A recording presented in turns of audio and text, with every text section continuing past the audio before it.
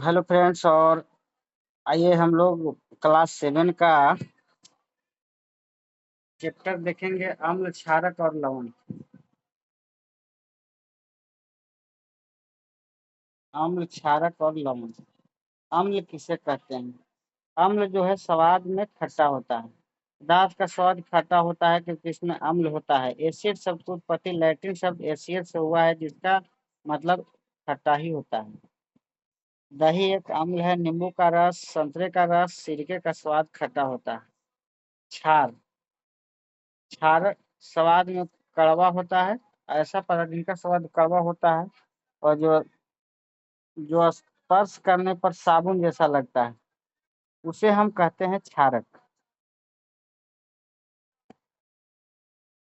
आगे देखेंगे। अब है सूचक। कोई पदार्थ अम्लीय या क्षारीय, इसका परीक्षण करने के लिए विशेष प्रकार के पदार्थों का उपयोग किया जाता है। लिटमस सामान्य रूप से उपयोग किया जाने वाला प्राकृतिक सूचक लिटमस है। इसे लाइकेन से निष्कर्षित किया जाता है। लिटमस को लाइकेन से निष्कर्षित किया जाता है। लाइकेन में अम्लीय विलयन मिलाया जाता है तो लाल हो जाता है। लाइकेन में क्षारीय विलयन मिलाया जाता है तो यह नीला हो जाता है। तो लाल और नीले लिटमस पत्र को उपलब्ध इसमें होता है। उदासीन विलयन ऐसे विलयन जो लाल या नीले पत्रस के रंग को परिवर्तित नहीं करते हैं, उदासीन कहलाते हैं, जो न तो अम्लीय होते हैं और न ही क्षारीय होते हैं। उदासीनीकरण किसी अम्ल और किसी क्षारक के बीच होने वाला अभिक्रिया उदासीनीकरण कहलाता है। इस प्रक्रम में ऊष्मा के निर्मुक्त होने के साथ साथ लवण जल का निर्माण भी होता है। अम्ल प्लस क्षार लवण प्लस जल बनाते उदासीनीकरण होता है। जैसे हाइड्रोक्लोरिक अम्ल और सोडियम हाइड्रोक्साइड अभिक्रिया करते हैं तो सोडियम क्लोराइड और जल तथा ऊष्मा होता है। फिनोल्फ्थालीन, जिसका अभी तक उपयोग नहीं किया गया है, इसे फिनोल्फ्थालीन कहते हैं। अपाचन, जो हमारा शरीर में हाइड्रोक्लोरिक अम्ल पाया जाता है, उससे अपाचन हो जाता है।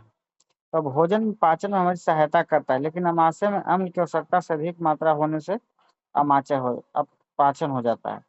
चींटी का डंक, जब चींटी काटती है तो त्वचा में अम्लीय डाल देती है और डंक के प्रभाव को नमयुक्त खाने का सोडा या कैलेमाइन विलयन मलकर उदासीन किया जाता है, जिससे जिंक कार्बोनेट बनता है। चींटी के डंक काटने पर जिंक कार्बोनेट लगाने से ठीक हो जाता है।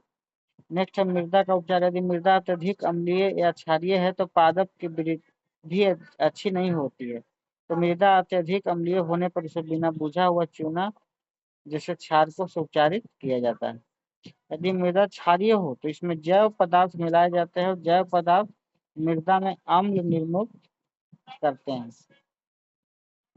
कारखाने का अपशिष्ट, कारखाने के अपशिष्ट को जलाशय और नदियों में विसर्जित करने से पहले क्षारीय पदार्थ मिलाकर उदासीन किया जाता है। तो इस तरह से इसका नोट्स है।